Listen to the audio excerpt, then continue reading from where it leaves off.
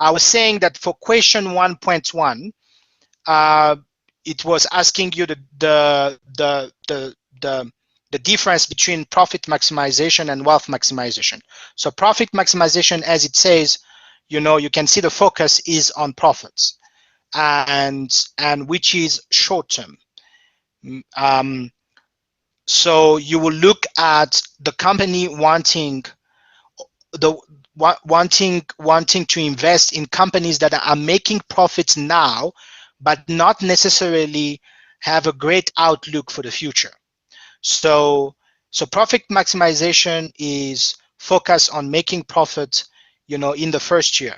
So that's the focus there, and it's using EPS as a measurement tool. And we say that EPS doesn't take timing of the cash flow into account, and nor does it consider the risk. Things like when the dividend will be paid to the shareholders, these are not taken into account, you see. So, and we understand the difference with wealth maximization, because wealth maximization is using share price, or share price is sensitive to the expectations of the market. And what would the market want to see when they are investing into a company? What they want to see is that the company is able to not only make profits, but to grow. They are looking at the growth of the company. They are looking at things like how much dividend is being paid, you see. So they are looking at risk. So that's why share price does take all these things into account: the risk, the timing of the cash flow, which is future value, present value. You see, when you're looking at the timing of the cash flow. And yes, so that was the major difference there. You can see that the future of the company, the wealth speaks about the future of the company. And when you were looking at the drawbacks of the profit maximization, you had just to give 3 of them and explain them. For instance, the accounting profit do not always materialize into cash flow. It is true. It is true. And accounting profits can also be susceptible to manipulation. It's easy to manipulate accounting profits. I accept answers like that. The shareholders are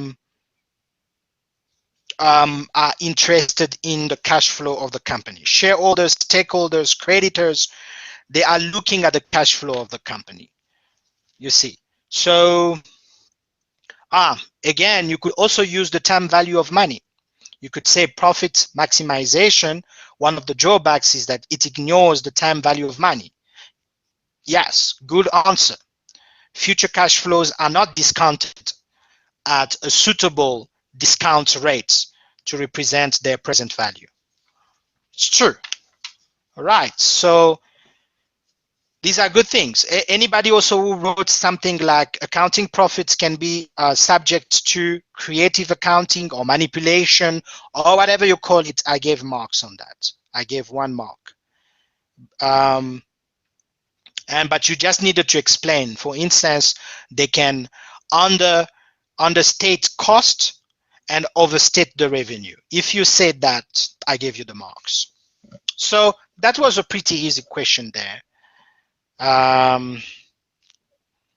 So Rabia, is that quite clear? Question 1.1?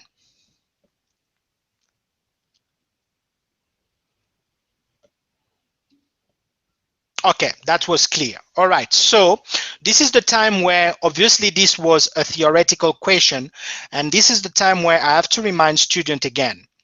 Many of you lost marks, and you know why you lost marks, because I did specify there that some of you, what you were doing is that you were giving me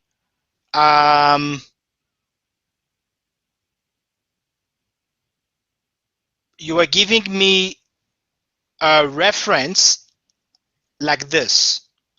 So at the end of a full paragraph, you are giving me a reference. this is Rabia, this is just an example, so no need to panic. Don't think that you wrote something.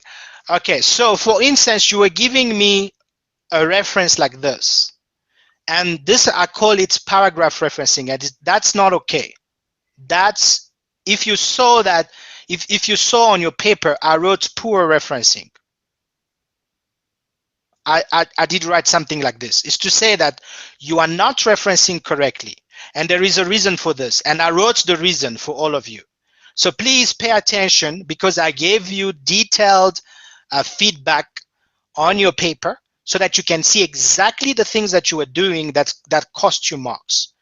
For instance, this, I call it paragraph referencing. You are referencing an entire paragraph. Some of you were even referencing everything that you wrote for question 2. You reference that there just at the end. The problem is, when you are doing that, this is such a bad thing to do, because I don't know what sentence in all those paragraphs, what sentence you took it from this source. And that's why this is unacceptable. This is something you should not be doing.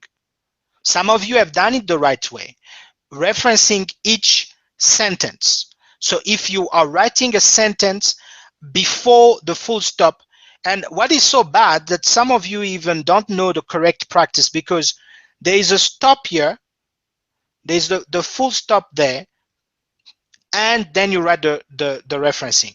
Normally you write a sentence, then you write the reference,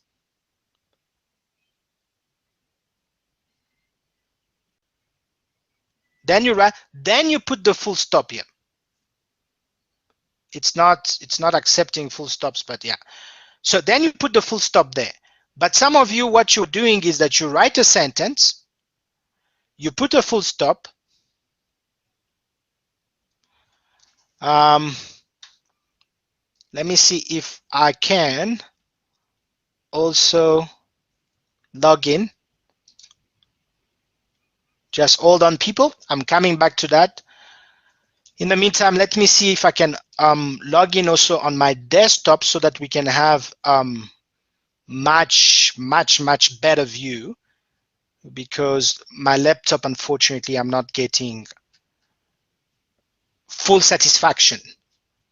All right, so you would see a full stop here.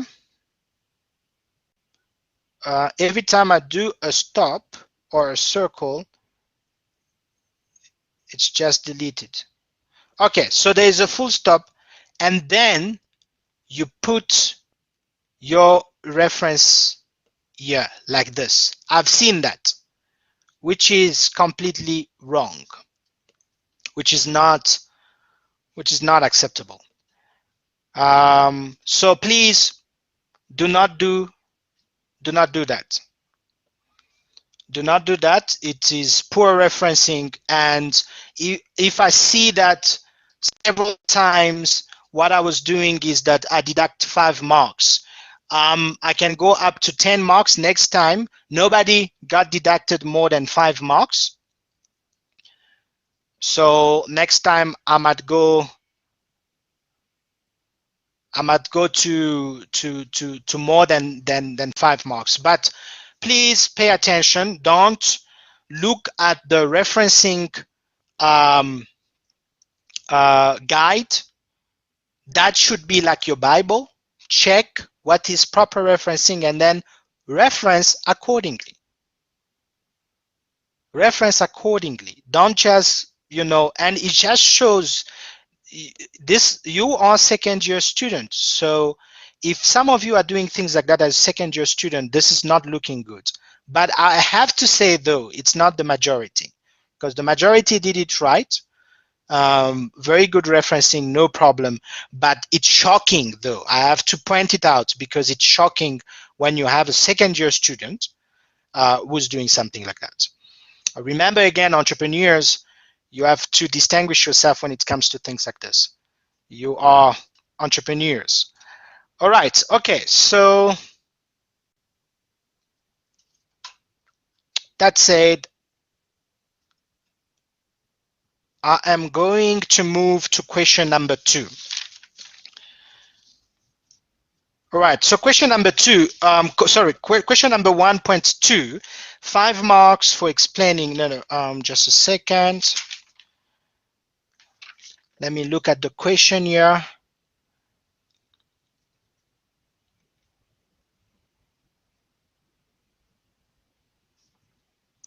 Okay, so another key part of your team's new investment strategy will be to focus on companies where the financial manager has been making key investment decisions.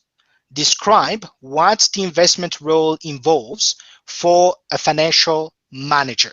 And this is a very good question, and this is a question that I covered in the tutorial. For you to pay attention, because it was part of the question. In addition to doing some research and in your answer, discuss any company located within South Africa which has undertaken merger, acquisition, or divestment of other companies. All right, okay, this is good, because I'm gonna point something out here. So for the company here, what I've seen was a bit of an issue here, was the fact that all of you found the company, you explained the background of the company, which was fantastic, but now the operation that they did, if it was a merger, you don't explain. Majority of you, some of you did, but majority of you did not explain what is a merger. And this is shocking, because you are going to do research on this kind of operation, on merger, acquisition, divestment, and etc. But you are not explaining what a merger is, what a divestment is, what an acquisition is. You are not explaining that. So I found that a bit strange. So many of you were just saying company X, so and so merge with company B, blah, blah, blah. No explanation of what the merger is. So this made you lose a bit of marks there. And so just pay attention that if there is a term that is being provided to you, you should always, the first instinct when you are doing research is to define what that key term is. Right, so, and as for the financial manager, the financial manager need to ensure that funds are managed in such a way that they become available as and when needed by the organization. That is obvious. That's the first thing that financial manager needs to do. He's in charge of investment. You need to make sure that money is there when needed, okay? So you need to look at short, medium, long-term investment,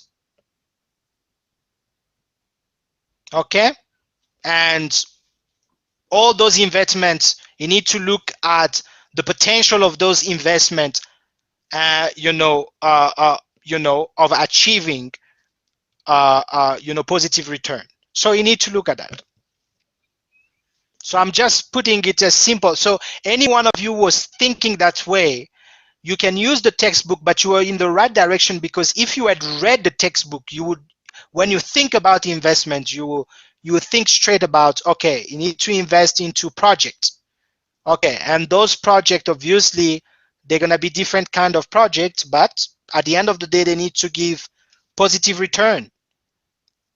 Okay, short-term, obviously, short-term project, employing working capital management policy. And that is in your textbook. Working capital. You need to ensure that money is there to meet the working capital. Remember the working capital? Remember that the current asset must always be more than the current liability. Working capital. We discussed that in our first session. Current assets must always be greater than the current liability. So that's for the short term, all right? But when you're looking at medium to long term, when you're assessing project, you need to look at capital budgeting tools. That's where we do present value, discounted cash flow to allow that because remember again, for long term, what are we looking at? We're not looking at current assets. We are looking at long term, non-current assets. Because remember, we are looking at, you know, investments that will last longer than a year. So now your focus should be on non-current assets, because you're going to invest in non-current asset.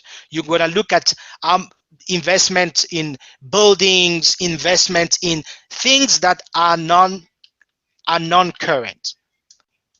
Buildings, machineries, because it's going to generate profit for the long term. Remember again, remember, you are an entrepreneur to be. You need to think about these things. They need to be like second nature, because you're going to be required.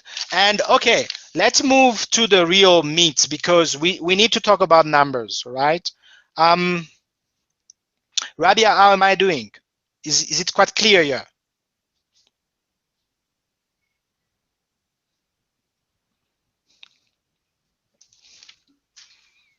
All right, so that was, if you miss some marks there, just make sure next time, especially for our assignments, to know where you have to go.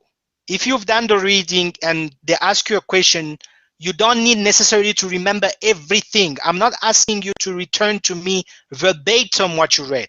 Nobody is asking you to memorize anything. This is tertiary education. Just remember, what section is this covering? All right, go there, you remember some of the key points, and just put those key points in your word and then reference it properly. That's it. So when you have, in fact, in your exam, you're not really going to be asked to reference in your exam, but I'm talking about assignment 2. Just make sure that assignment 2, you don't make, again, the same mistakes. You know, these are easy marks. Kill them. Kill them, all right? You okay, let me move there, because we are going now to the numbers, because the numbers don't lie, right? If you got them wrong, you know, and that's why I say, okay, little problem. I clearly said, please write your working, because by your working, I can give you some marks instead of giving you a 0. What I've been seeing is that people are just giving me answers. Where the answers came from, I don't know. The problem is if you got the wrong answer, it's just a 0. So make sure you write, because I can see your reason. I can see even where you went wrong. There are some of you I was able to say, for instance, when you were looking at these 2 banks, Alpha and Beta, and they were asking you basically the effective annual rates. Okay, that's what they were asking you basically. They were saying to you, look at how much rate Alpha is offering and how much rate Beta is offering, and then compare them. All right. So, but you have invested in Alpha, right? But your friend, if I remember well, what was the scenario again? However, at a braai over the weekend, your friend has pointed out that you should have rather invested at the same bank he is client of, namely Beta Bank, right? So this is your friend. It's good scenario they give you always in finance, okay? So you say, no, invest in Beta, all right? Okay, remember that Alpha was per annum compounded biannually. So twice per year. So remember again from the formula, you get 1 plus the rate that was given to you. It's 12. 12% is 0.12. That's 12%. When you're writing 12%, this is the way you write it, okay? And according to the formula, you have to divide this per 2, because it's biannually. It's compounded every 6 months biannually. All right.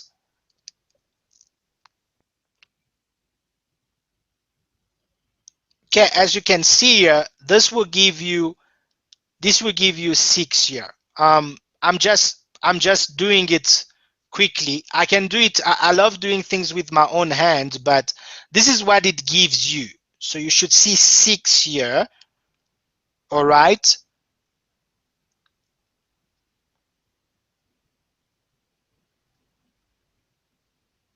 That's what the formula should give you. You must divide the rate by the number of compounds of periods that is being compounded, as you can see. So if you did this, you will definitely have 1 plus note 06 is 1 note sorry 1 note 6.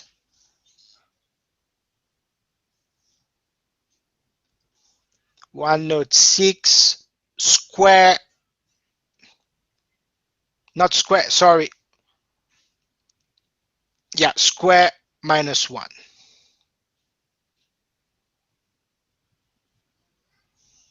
And so your answer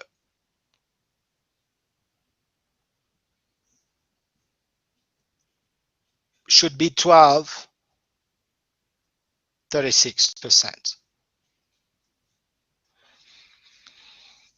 Rabia, is that correct?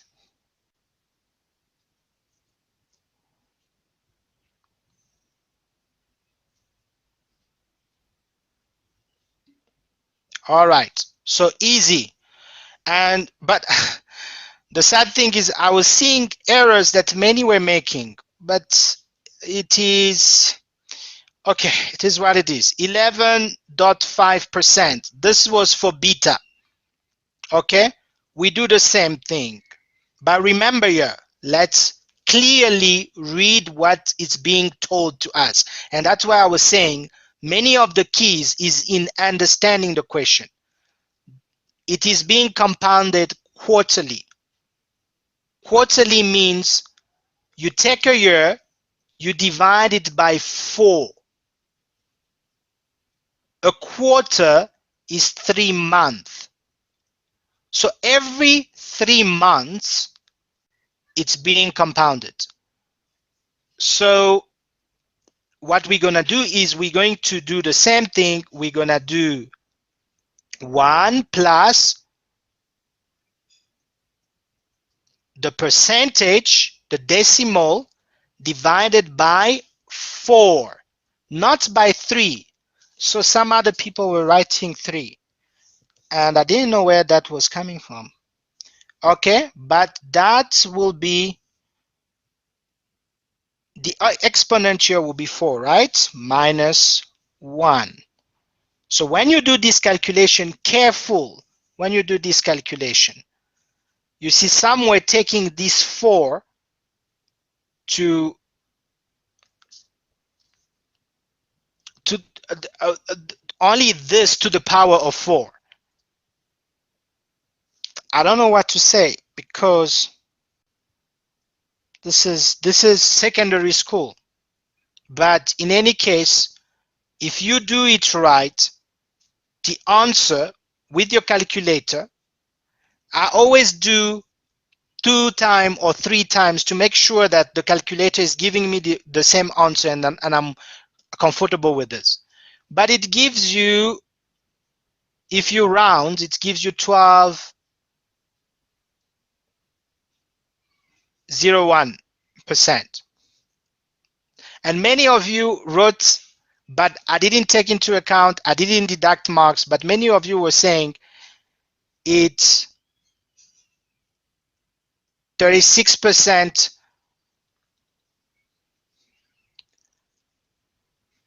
greater than, so alpha rate, effective annual rate is 36 note 36% greater than beta. The real answer, if we have to be technical about it, it's 35%, but it's fine. I didn't deduct any marks. But what you just needed to say is that given that alpha return is greater than beta return, therefore no, the advice of the friend is not correct.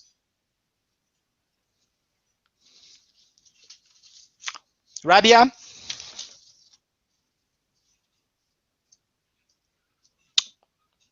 Are we fine?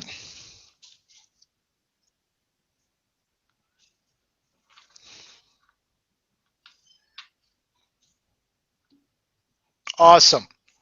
So that was quite an easy question. Let's move on to question now number 3. I'll make sure that I share this one with all of you. But question number 3, again, you might look at the question, how big it is, and say, well, this is trouble, this is going to be difficult.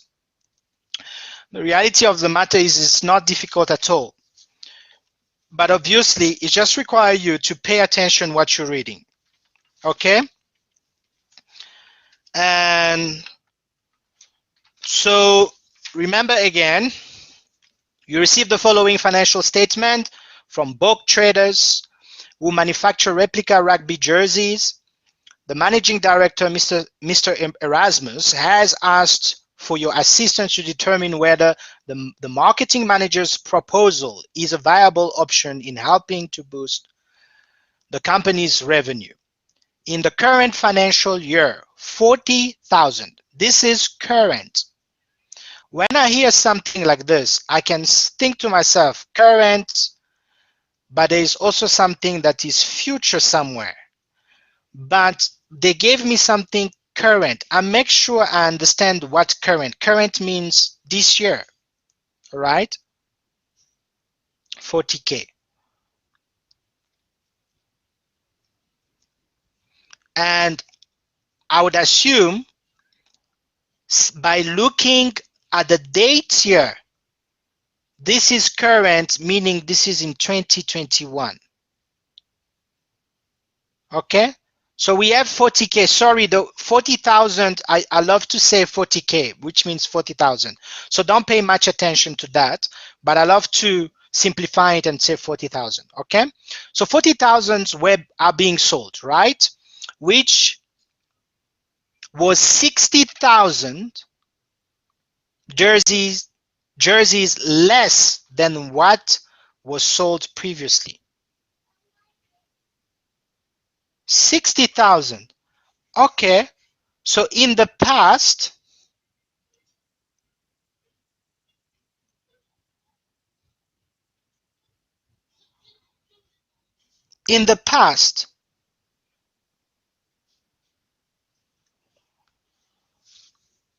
it was 100,000 that was being sold.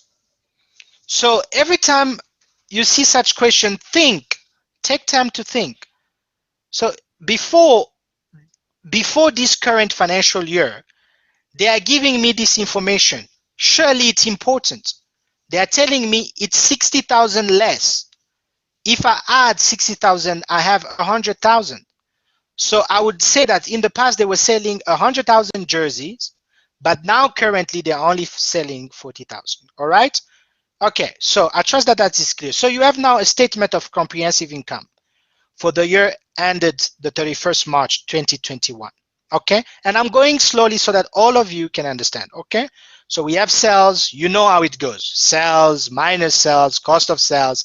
From here, it's just minusing, but you must pay attention, for instance, to interest income. It's not minusing. It's interest income. Interest income is positive. You need to make sure that you understand that. What else is positive?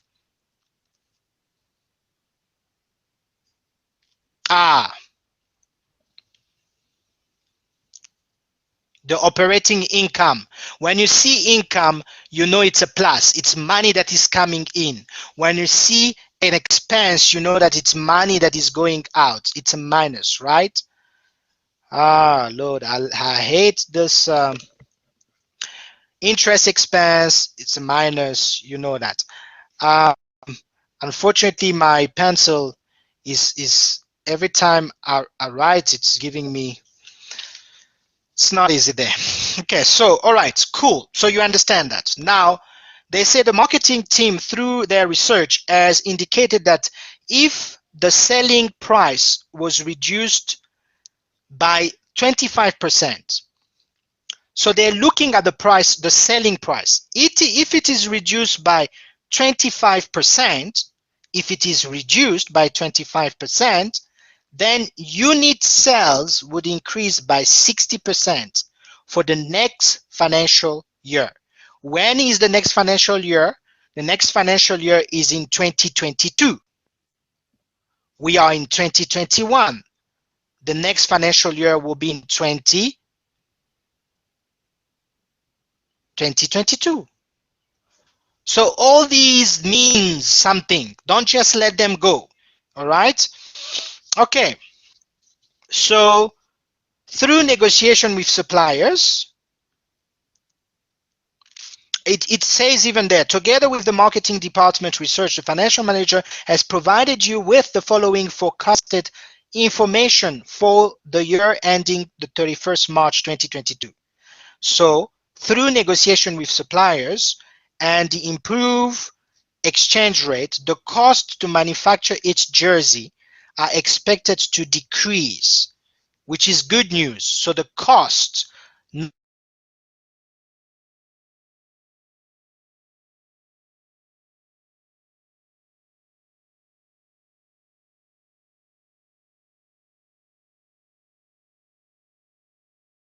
and this is current. All this that is being given to us is current. We're looking at the cell, and basically they just told us that these cells, when you're looking at these cells, you can see that we have the cells, we have the number of units that were sold, which is 40,000.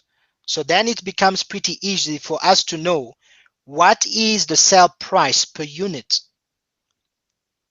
It's easy. We're going to divide 8,800,000 divided by 40,000,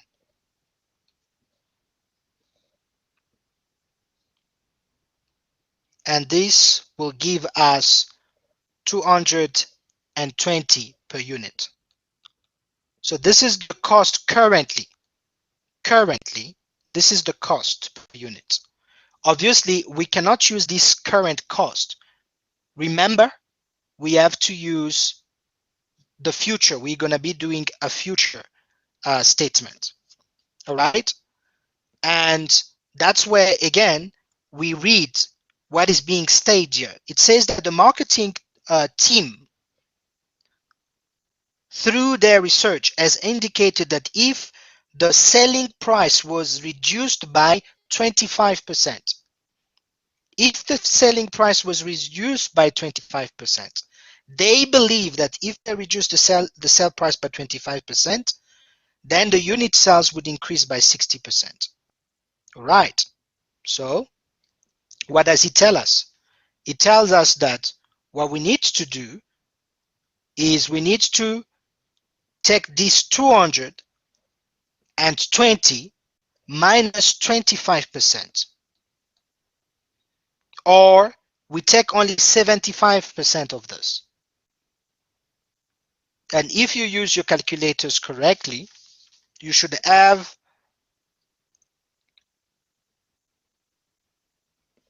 165 rand.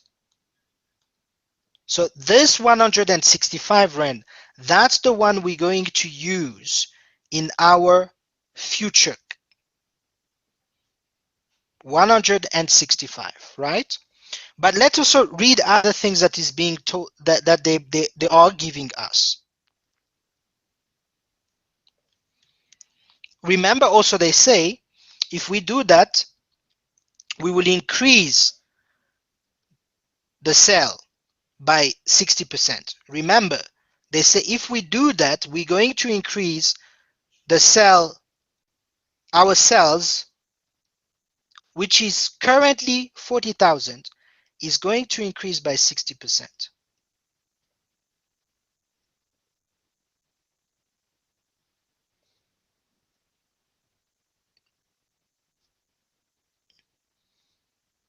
And if it increases by 60%, it's going to be 64,000.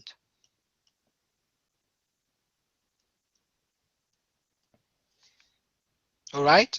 Then we know by just this, we know that our sales, when we're looking at the budgeted,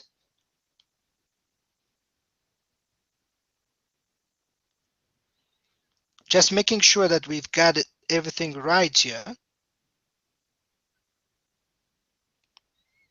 Obviously, we will take other things into account just now, but we've got everything right here. And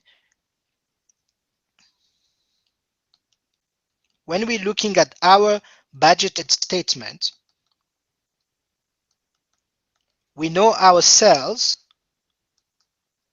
will be the number of units multiplied by the unit cost. All right? So you will multiply 64,000, you multiply it by 165 for a total of 10,560, 10,560,000. Right. So this what is going to be on our budget as sales. When we're looking at cost of sales, we need to keep on now reading what is being told to us here. It is being said, if you're looking at this statement here, so when you're taking this statement into account, just mark it that it's taken into account. This one is taken into account through negotiation with suppliers and the improved exchange rate. The cost to manufacture each jersey are expected to decrease.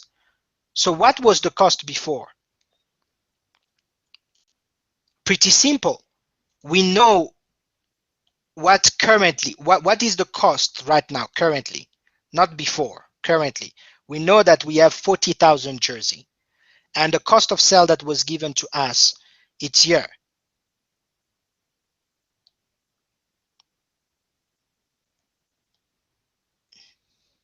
It's 40,000, 4,500,000.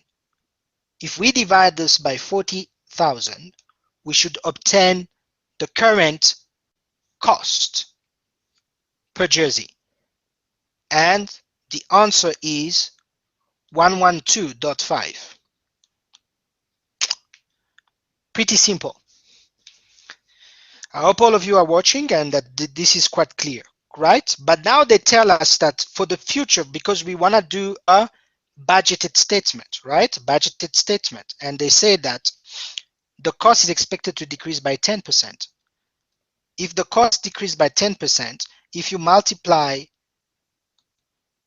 10%, 10% decrease, 100% minus 10% equal 90%. I know I'm doing stupid things here, but it's just for anyone who's struggling. And 90% is 0.9. If you take this 90%, 90% of this cost here of 112.5, the answer is 101.25. So it's 101.25 rand. Okay. I hope all of you are watching this, and this is quite simple. All right. Obviously, we need to find the cost of sale. We're gonna take our future. This is future sale. Our future, not future sale, our future sales. So in future, we'll be selling 84,000. So we will take this 84,000 to find the total cost for the jerseys times 60125 times this one. I hope all of you can see that, right? And so it's 6,000, right? Sorry, not 6,000, 6,480,000, right? Okay, easy. But remember again, we have to go back, making sure that we are taking everything into account, right? We are taking everything into account. This one has been taken into account. We need to read this one. Other operating income is expected to increase by 5%. So they're telling us that this other operating income, if you look very well, where is other operating income? You can see it there. It's this one. Other operating income. They say this one is expected to increase by 5%. So find the increase of 5%. 5%. If it's going to increase by 5%, other operating income, if it's going to increase by 5%, it means that for the future, it's going to be 1,200,000.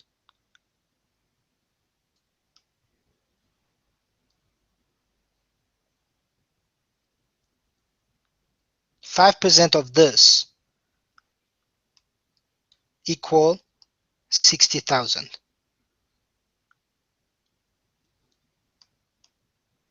Then you add this one to this, which is 1,260,000. Or simply you can just do this 1 million multiplied by 1.15. You'll find the same. So I hope even the slowest of all of you is able to see this and understand. So this will be our other income, right? So we can, by the way, get our gross, because when we take sales, we can get our gross profit from minusing our sales, minusing the cost of sales from our sales. What is the gross profit here? The gross profit is 4.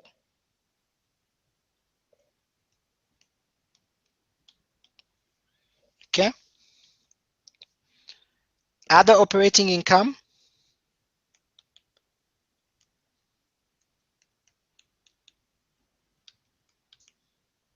we just found it now, 1 million. But remember, it's an income, right? It's an income. We don't minus. We do an addition. This was a minus, right? This is an addition. Okay? The answer will be 5. What is it called? It's called gross operating income. So the gross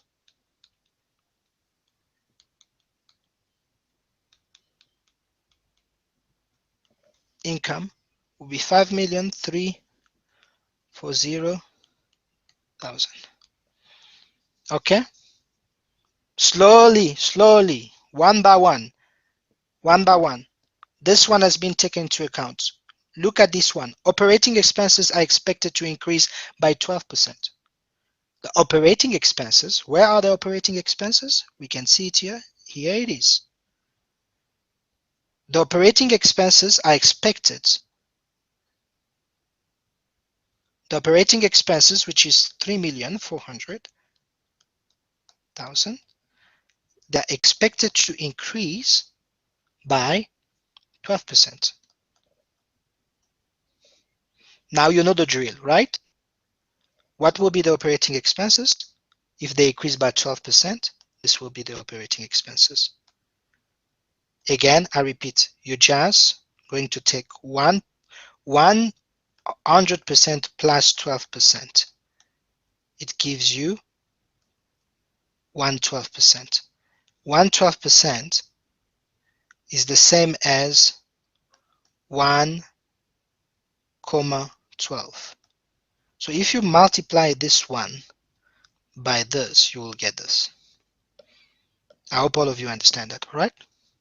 Okay. So the operating expense we're gonna minus, right? We must minus this 3 million operating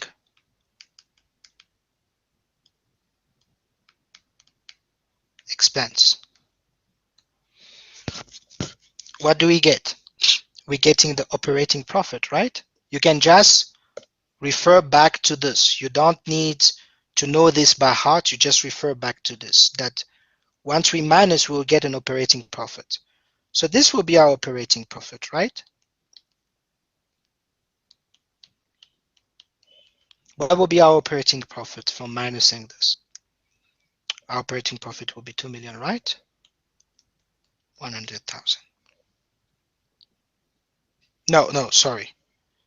My bad there. Just made a bit of a mistake there. It's 1 million because 2 million was the previous one. Okay. Okay. All right. The interest income. Quite interesting, right? If you go back to the interest income, yeah, they say due to the decline in the interest rate, interest income is expected to be 3/4 of the amount earned for this year, 2021, because that was the current year, right? Whilst the interest expense is expected to decline by 50. So 3/4. So what they're telling us is that interest income, this one, interest income is expected to be 3/4. In the future, it's only 3/4. And then the interest expense is expected to decline by 50,000. So we will minus this one, minus 50,000. Okay. So we need to add the interest income, right? Let's add the interest income. And we know that the interest income is what? Is 3/4, right?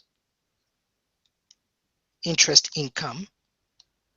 We're going to add it because it's an income. We're going to add the interest income, right? We're adding the interest income, which is 3/4. 3/4 of the actual. So you just multiply by 3, you divide by 4. You just multiply 195, which is what we have here. 195 by 3 divided by 4. 195 multiplied by 3 divided by 4. And what will be the answer? It will be 1. I'm using my calculator as well. If you are following, also use your calculator. So we need to add this. And what will we get?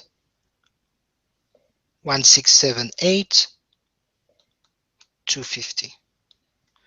And what is this called? What is it called? It is called the profit before interest expense. Profit before interest expense. Let me just put it like this. Profit before interest expense. That's right. What is the expense we said? We said that the expense, we need to take this 475,000. We need to divide, we need minus 50,000, right? Easy, okay? So the answer will be minus, this is the interest expense, not income, expense this time, minus 425,000, right? And what is the answer? So the profit before tax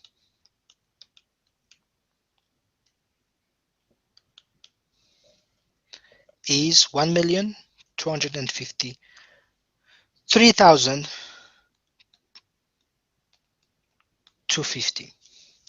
Okay? This is what you get here. But that's not what was being asked, isn't it? Because what they want you to find, because You go back again and you read. Go back again and you read. They say that Mr. Erasmus has indicated that the proposal will only be implemented if the forecasted net profit before tax percentage exceeds the industry. Net profit before tax, this one, net profit before tax.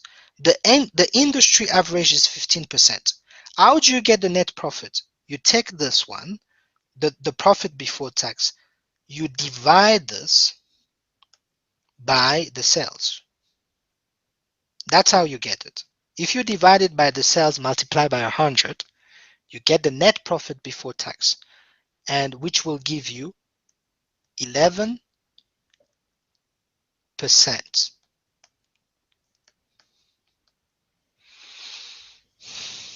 Now look at the industry average. This is less than the industry average. They want you to compare this net profit margin. They want you to compare this net profit margin, net profit before tax margin. They want you to compare it with the industry average. Remember how we got the net profit? We took the profit before tax, net profit before tax, divided by the sales, multiply by 100. That's how we got this percentage. It is in your book, right? So this gives us 11, and we can see that no, the proposal shouldn't be implemented because this 11 is less than the industry average. We could only consider it if it was greater than the industry average, but it is less than the industry average. So this proposal should not be implemented. And so that was question 3. So I have taken great details and amazing way of showing you step by step. And this is what you should be doing in your assignment. You need to work on a step by step. Work on a step by step. All right? Okay, so now let's move on quickly because for the sake of time, we have to move on. Let's move on to question 4.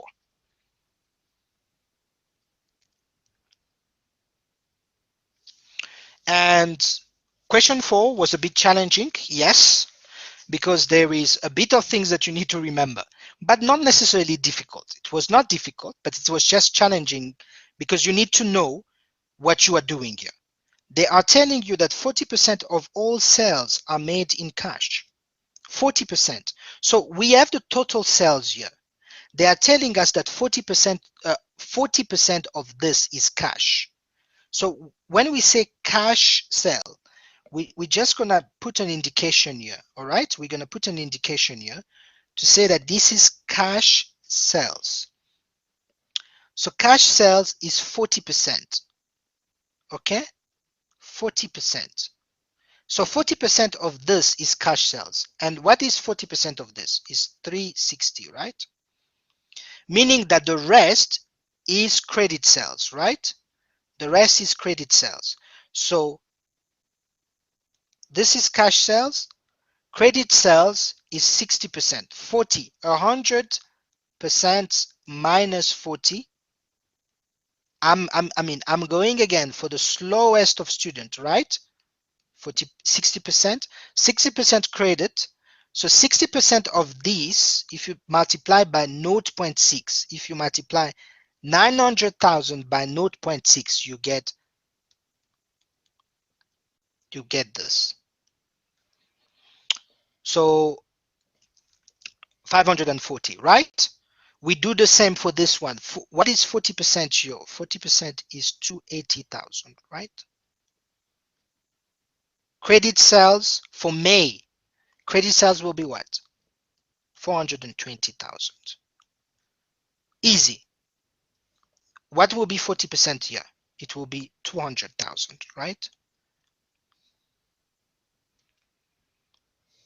And what will be the credit sales, which is 60%? For June, it will be 300,000.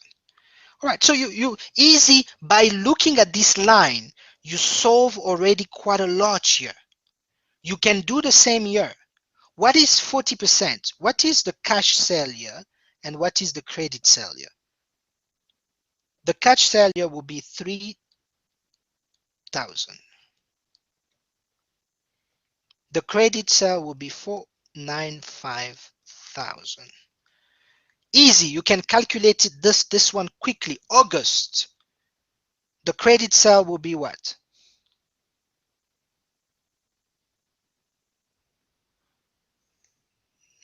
It just makes okay, quickly with my calculator. What will be the credit sales here? Will be 456, right? Time note 20s. You see, times note 0.6 thousand, right? What will be the cash sale? This will be the cash sale, right? What will be the credit sale here? Note times 6 again, note dot 6, it will give you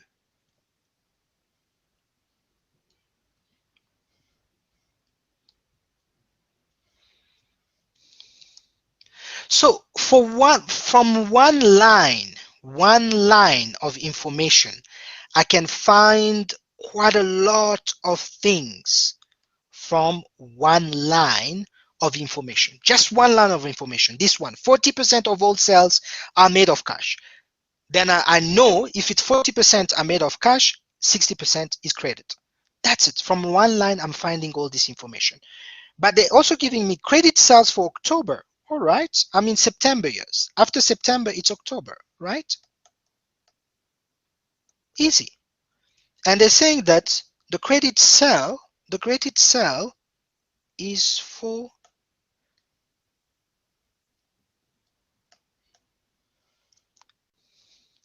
450,000.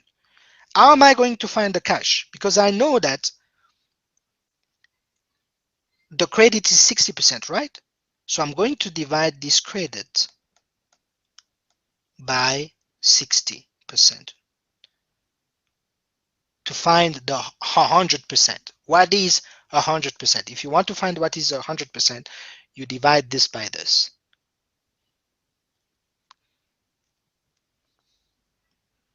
And then once I find the 100%, I'm going to find what is the cash, which is 40%.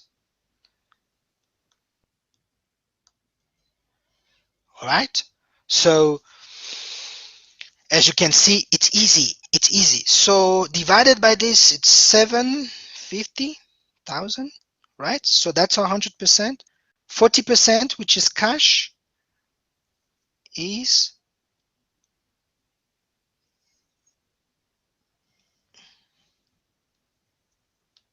all right. There we go. No, my bad. It's what am I doing here? 300, right? 300. 300,000. So with one line and the second line, I have resolved a lot of things. What else is being given to me? They say 50% of outstanding amounts are collected during the first. So 50%, what is outstanding? The credit. So they're talking about all these credits here. All this credit that you see on top here. Credit, credit, credit. Credit, credit, credit. These are the credit. Credit, credit, credit. They say 15% of outstanding amounts are collected during the month following the month of sale. So the next month from April will be collected in May. So now this gives us an idea, because to make sure that we get this right, okay, we need now to make sure that we've got a very good, remember again, because the question here is quite clear, prepare a schedule. Remember what the question is telling you. So we know 15 will be in the first month, 60% will be in the second month after the sale, and 20% will be in the third month. The balance is irrecoverable. So the balance will be irrecoverable. So what is the balance here? If you see, this is 75, 95. So 5% will be irrecoverable. That's what they're saying. 15 plus 60 will give you 75. And 75 plus 20 will give you 95. And they're saying the balance, which is 100% minus 95, the balance of 5% is irrecoverable. So you don't need to think about. So this line has been taken care of, this line, this line. So we know what they're saying. Okay? What they're saying basically, remember again, what's the question? Prepare schedule of forecasted receipts from customers, cash and credit. They emphasize your cash and credit. Some people gave me only credit. They forgot to put in the cash. Cash and credit for the period of 1st July to 1st October, which is strange because some people were giving me from April, but they said here from 1st July. So you need to do July, August, September, and then October. That's what they want you to do. You do what they say you should do. All right? But we know that the repayment for April, the first repayment will go in May. The second repayment will go of 60% will go in June. And in July will be the 20%. So we know that in July there will be a 20%. 20% for April. Remember again what was the credit for April. What was the credit? Here is the credit. We did it. We did calculate it here. We're going to put it here. So the credit for April, the credit for April is for 5,000. That's the credit for April. What is the credit for May? The credit for May, it's 42,000. What is the credit for June? 300,000. So they say you will recover 20% of this amount in July because it went from first month after the sale. First month was April. First month is May. Second month is June. Third month is July. This one. For May, first month is June. Second month is July. 60% will be in July, and in August, 20%. But for June, first month will be of recovery of 15% will be in July, then 60, then 20%. Easy. This is how you work out, right? So now we know.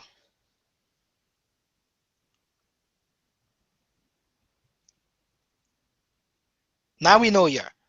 For these months that are outside July, we will deal with July itself, but the months that are outside July, the recovery of the amounts, this is how it's going to go.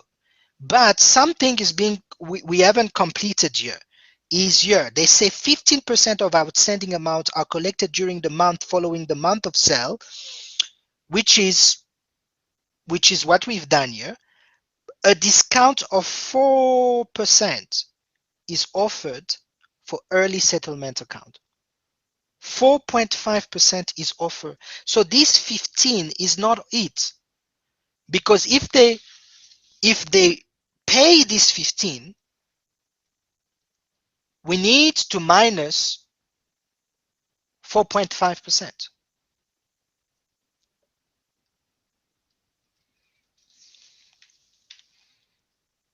We need to minus 4.5%. We need to think about that.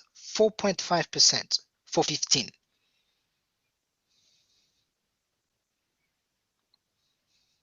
Okay, so this one, we can see what the amount will be. Obviously, this is the logic, but I'm going to move here to July here. I want to explain to you where the logic, where we get the calculation. July, August, September, and October. And I'm making sure why I'm doing this is so that when you're going to be writing assignment 2, you have all the chances to have a distinction for assignment 2. So we can see that this one, 20% will be 108,000. Okay? 60% of this and 20% of this for May will be 252,000 and 84,000.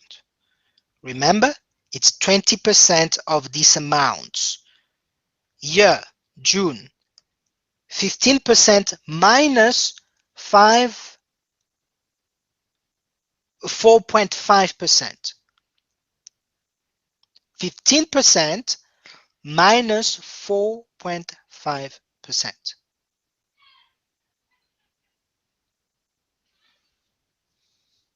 So 300,000, 15% of 300,000 minus 4.5%.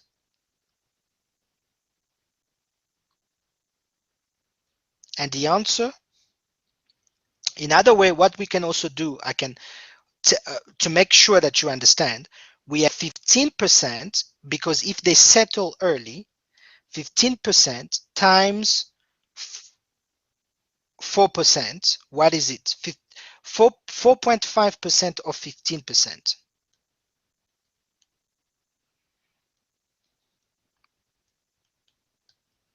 If you take 15%, 4.5% of it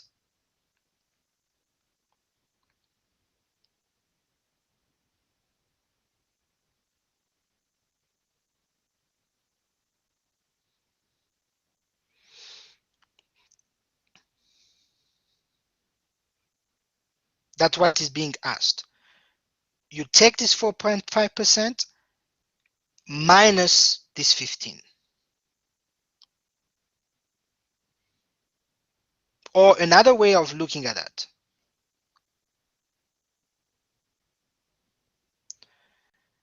15%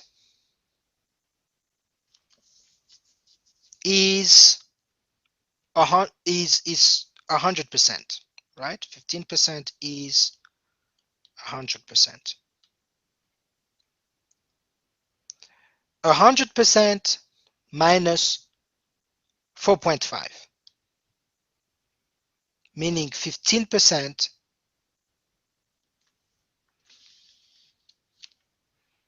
100% minus 4.5 equal 95.5%. So this 15 times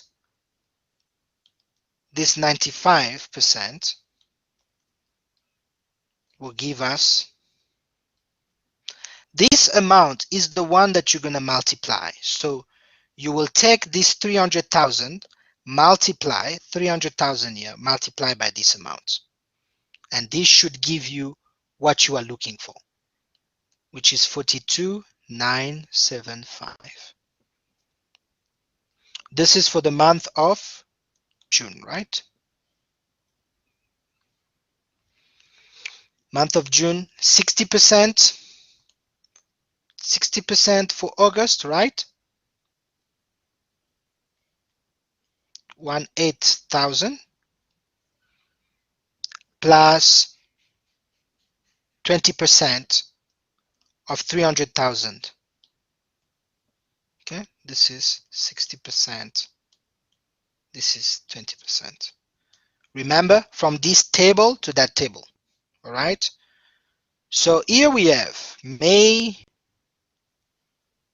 April. There we have all the amounts that need to be recuperated. What is the cash amount for July?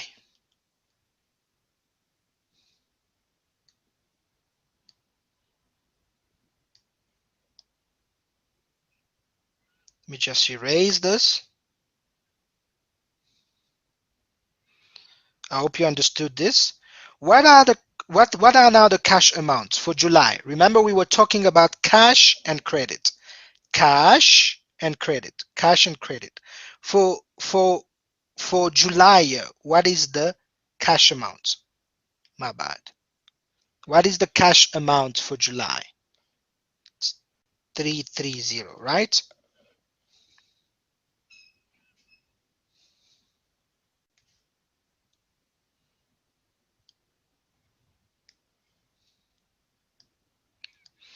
There we go.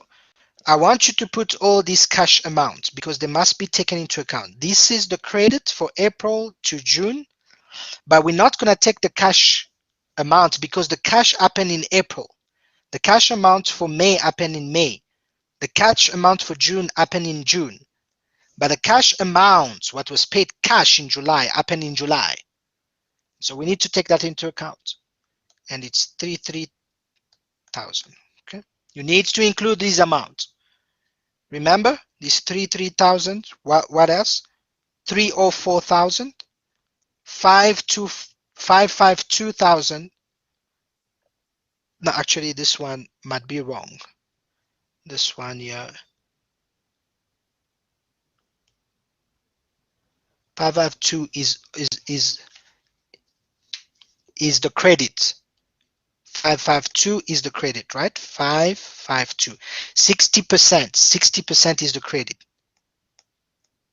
Because it should be bigger. I could see straight that this was not correct. I made a mistake because 552,000 is bigger, 60%, and 368,000 is smaller.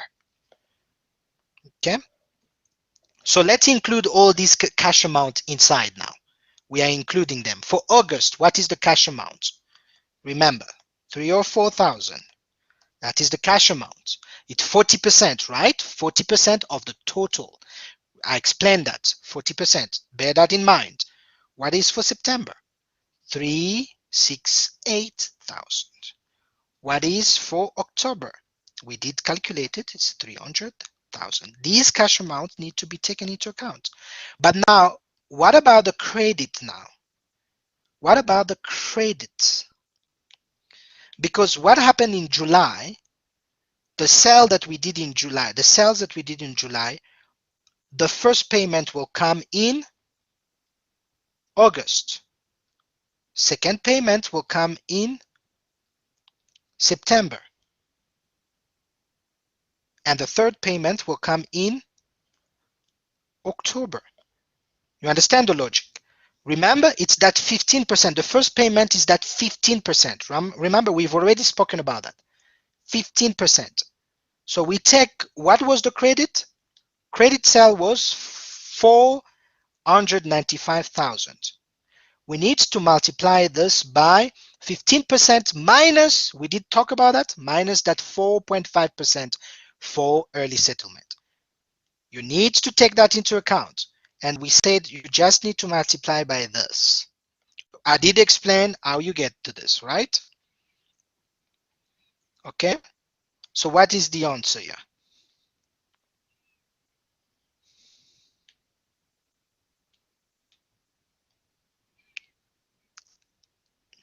The answer will be, okay, let me put it here because this is the logic table. Okay. So for July, the first payment will be in August, and you will take the credit sale multiply by 15% minus 4.5. And this is what the multiplication will be, and it's going to be 7 908.75. Many of you got this right, so I'm quite happy about that. But it's 700 here, 908. I'm just making it so that when you do these calculations, and what will be for July, what will be the second payment will come in September, right? Second payment will come and it will be 60%, right? And what is it? It's 60%. It's this amount, credit cell, times 60%.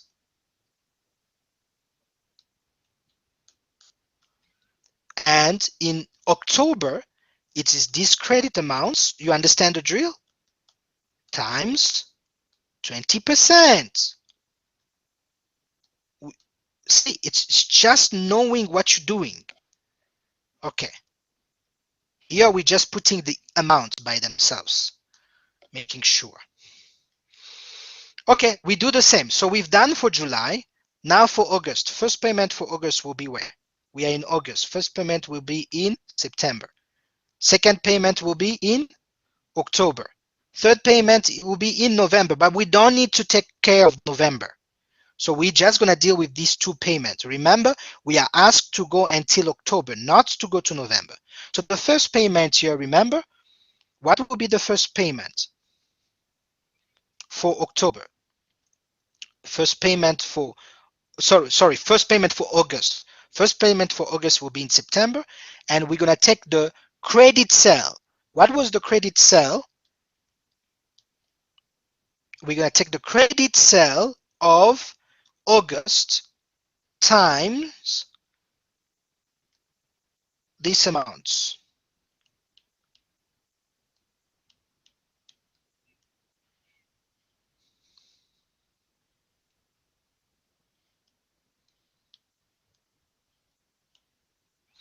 And what is for the second payment will be in October, and it's 60%, right? We take this credit cell here times 60%, right? And this is the answer. Okay, so we're gonna put these amounts here. Let's put these amounts. We have here 65.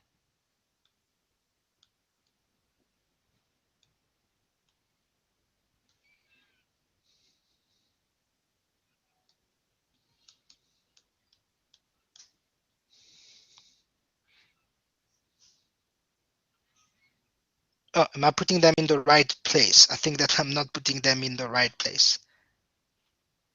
September, must put it in September, right? September. This amount must be in September, right?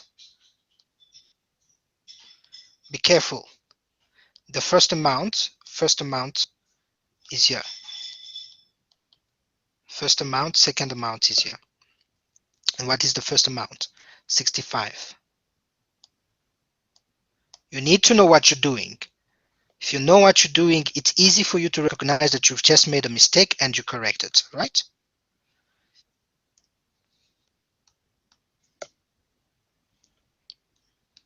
Awesome, right?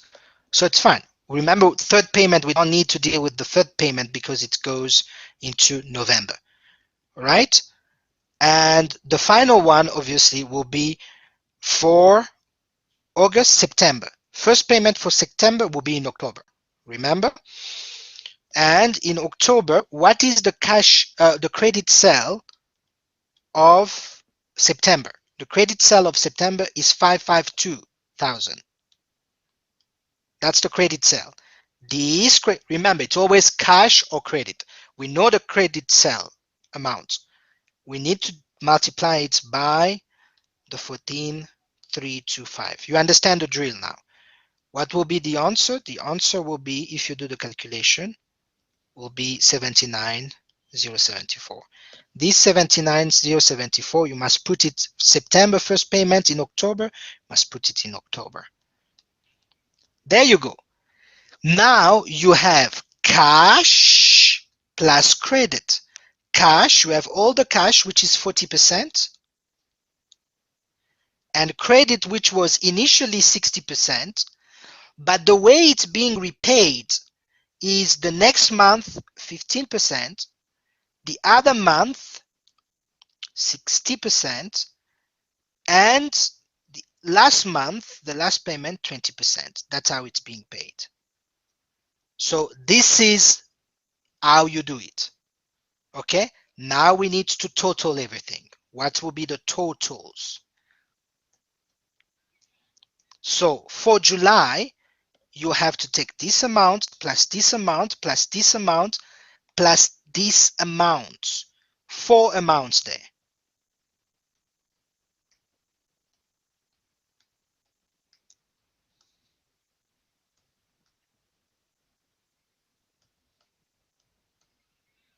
You're just adding them up, right?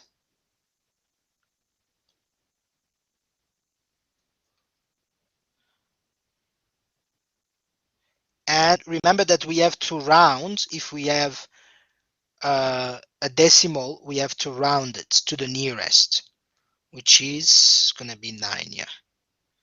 Okay, quickly here, I'm just summing this amount plus this amount plus this amount plus this amount.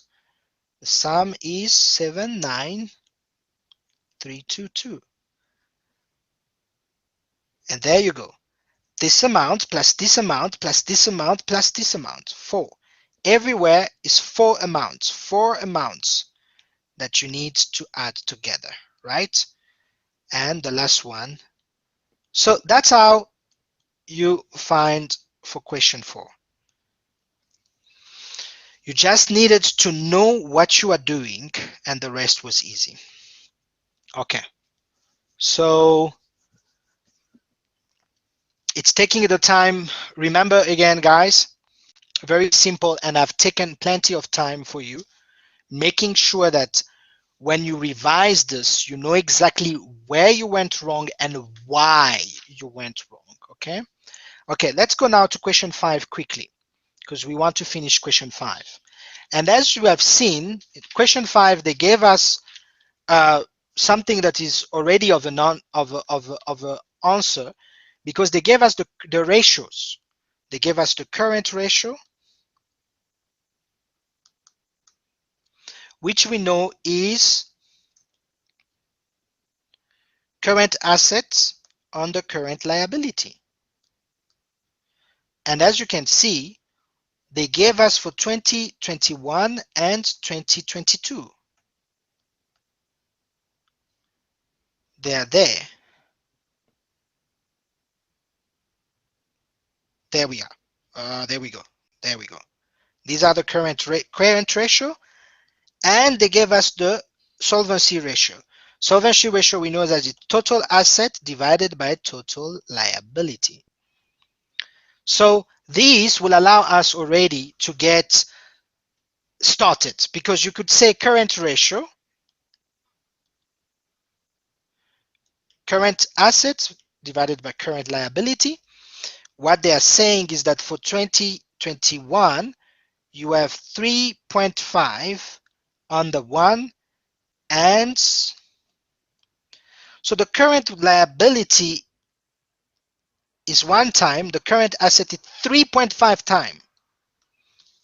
Okay, so what does it tell you? It tells you that the current liability equal, what do we have for 2021? 2021, do we have the current liability? When you look, we don't have. So this is the unknown. We don't have this. So that's the one we need to find. Current liability will be current assets, this current asset divided by 3.5.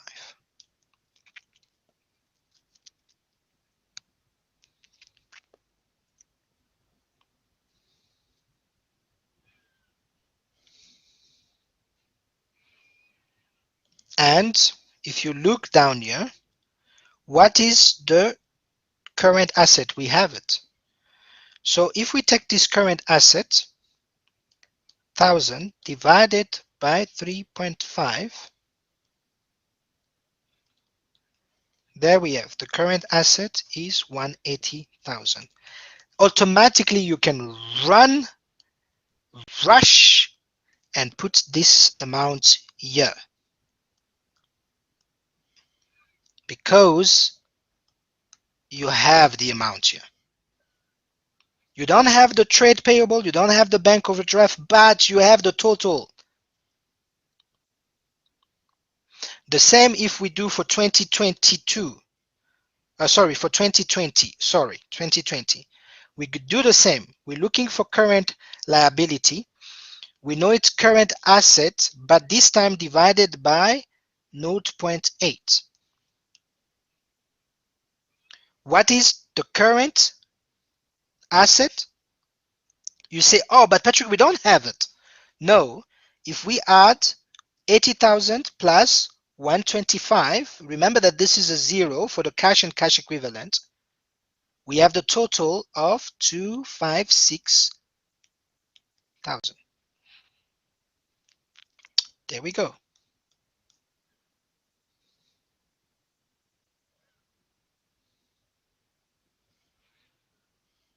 There we go. So then we can also find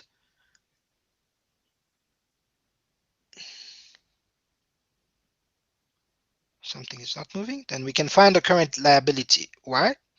The current liability for 2020 is going to be this 205,000 divided by,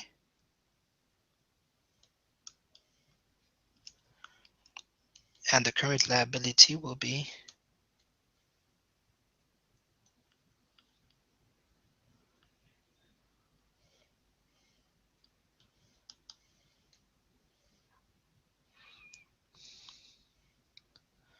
oh, my bad, yeah.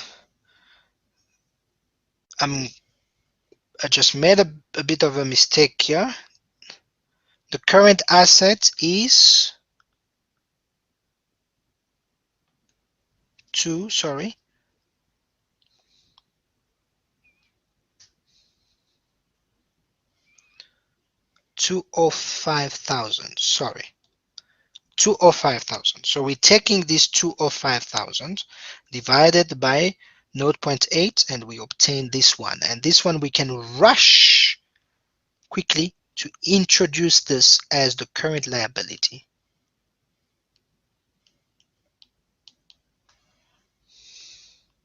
And if this is the current liability and we know this 35,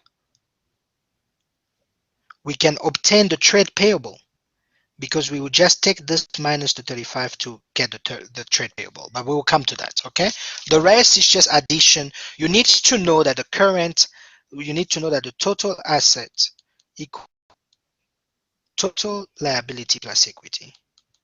If you don't know this is a problem because you will not understand the calculations that we are doing right now. Okay, for instance, for the solvency ratio, remember for the solvency ratio, total assets, total liability. So remember we have a solvency ratio of 225 divided by 1. If it's divided by 1, it's just this, right? So what for 2021, what do we have that is known? Is the total asset known? Yes, it is known. So what we don't know is the total liability. So to get the total liability, we say total asset divided by 225. Easy. Rule of 3 simple. We know the total asset. We will know what the total liability is.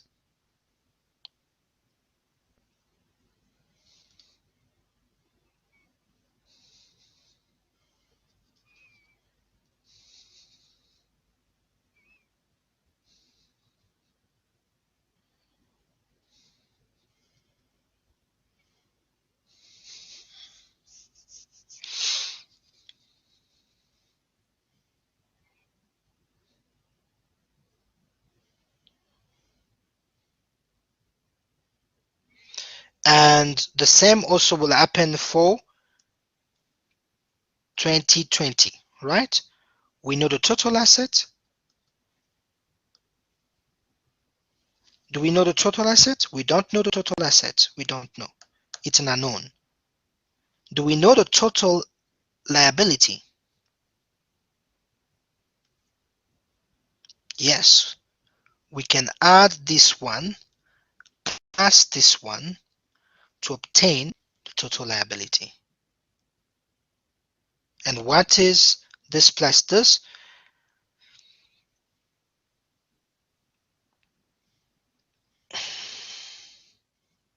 So the total liability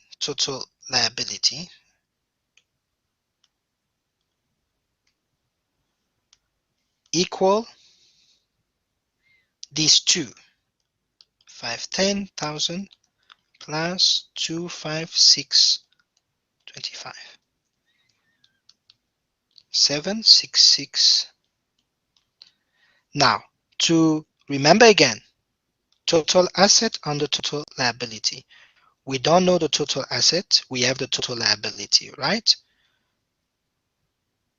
So total asset will become total liability times, for 2020, 1.5. Patrick, where are you getting the 1.5? It's here. It is here, the 1.5. All right. So if it's 1.5, then we will get 1 million in the bank. This amount is the total asset. Now that we have the total asset, we rush quickly to include it.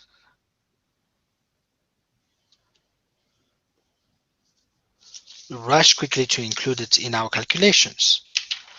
All right. Remember again, what is it? It's 1.4.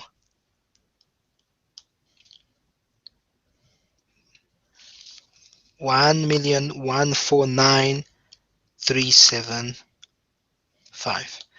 A bit rushing, but this already gives you almost everything that you need because the rest is easy to calculate.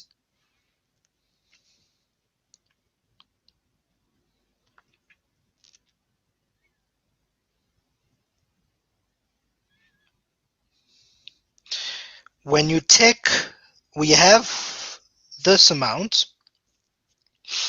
and here is the only thing many of you, it doesn't have an impact, but many of you did struggle because this 35,000 is,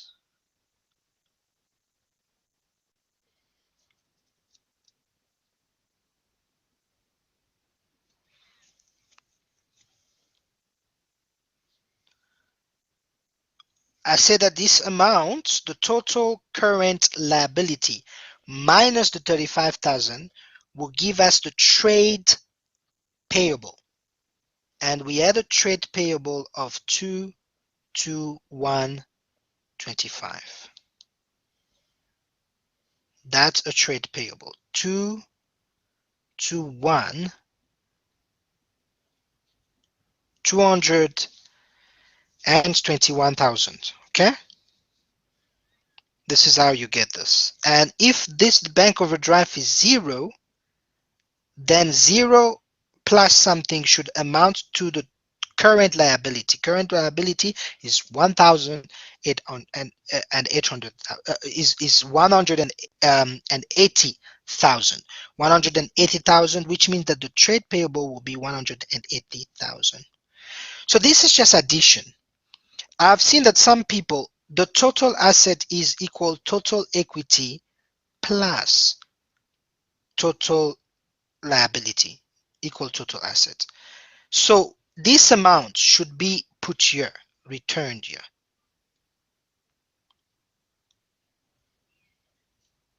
Some of you did not know this. I don't know by what miracle. This 1,149,375 equal total equity, because total asset equal total equity plus total liabilities. You need to know that, all right? So if you see, we're getting majority of what we're looking for. So again, if you want to get, you have the total,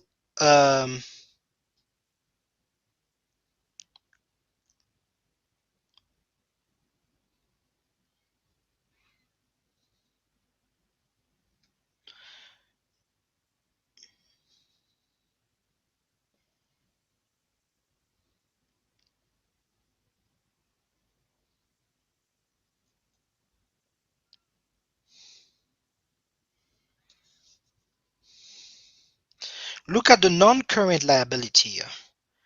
Non-current liability plus current liability.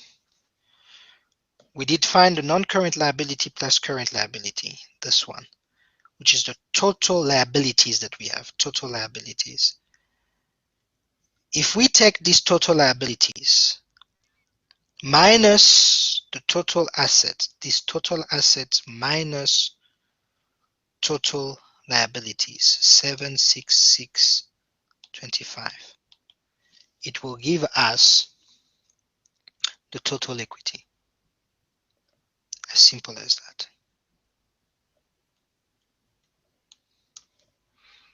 To give us the total equity.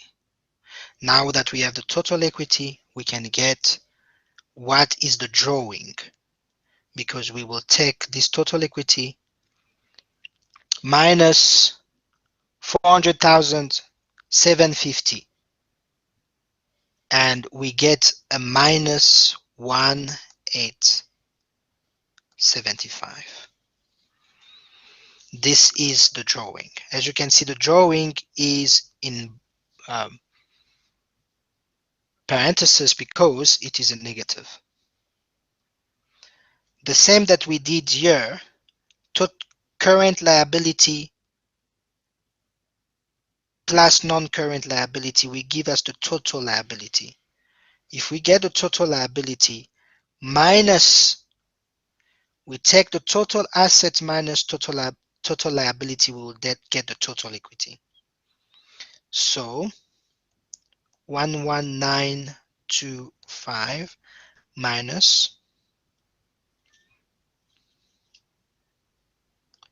180,000 plus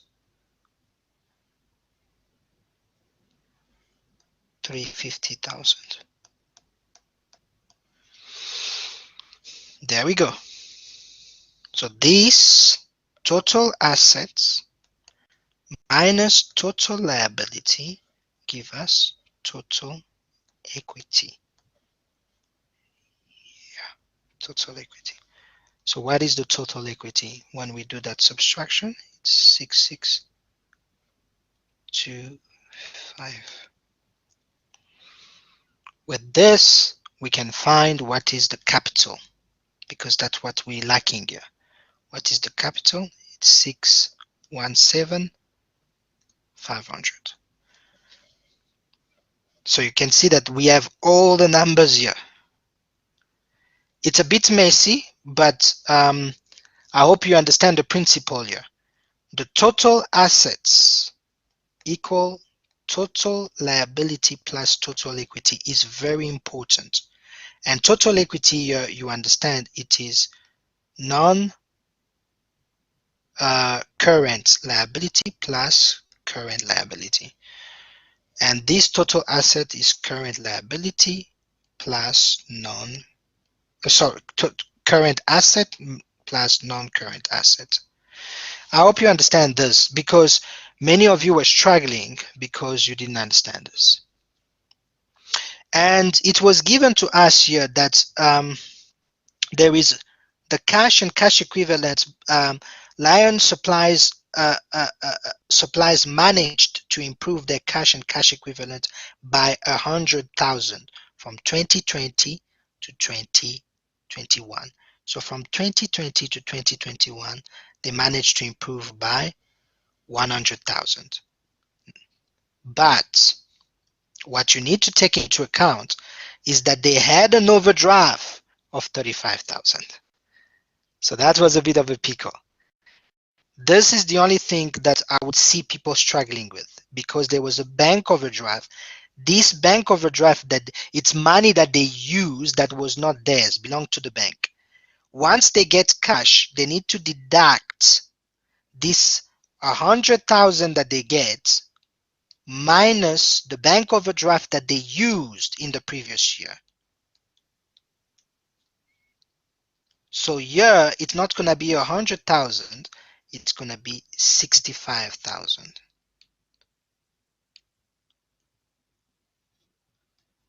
That's the only thing, but it's not going to change the calculation though.